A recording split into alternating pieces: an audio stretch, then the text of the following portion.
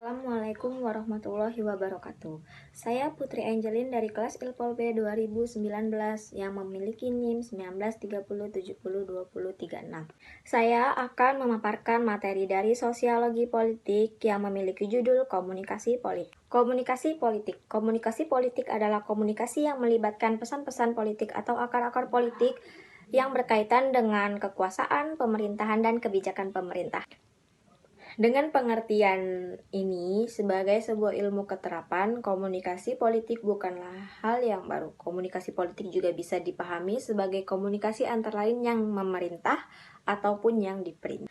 Menurut Gabriel Almond 1960, komunikasi politik adalah salah satu fungsi yang selalu ada dalam setiap sistem politik. Komunikasi juga memiliki 5 unsur, yaitu ada unsur yang pertama komunikator politik, unsur yang kedua pesan politik, dan unsur yang ketiga saluran atau media politik, yang keempat ada saranan atau target, dan yang kelima ada pengaruh atau efek komunikasi politik. Saya akan mengupas lebih lanjut ketiga unsur ini saja. Yang pertama ada unsur komunikator politik, yang kedua ada pesan politik, dan yang ketiga ada sasaran atau target politik. Komunikator politik, mereka yang dapat memberikan informasi tentang hal-hal yang mengandung makna mengenai politik.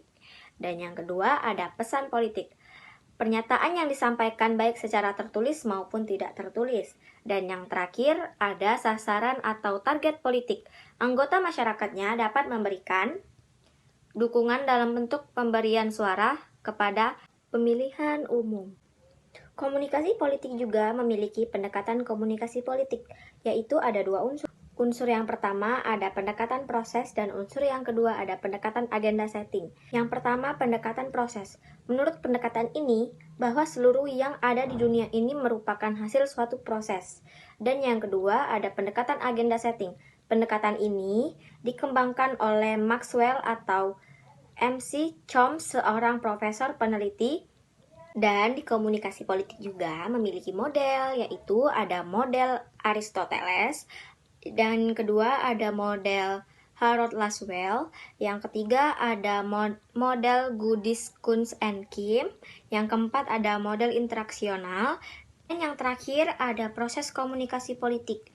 Ada 4 proses komunikasi politik yang akan saya jelaskan.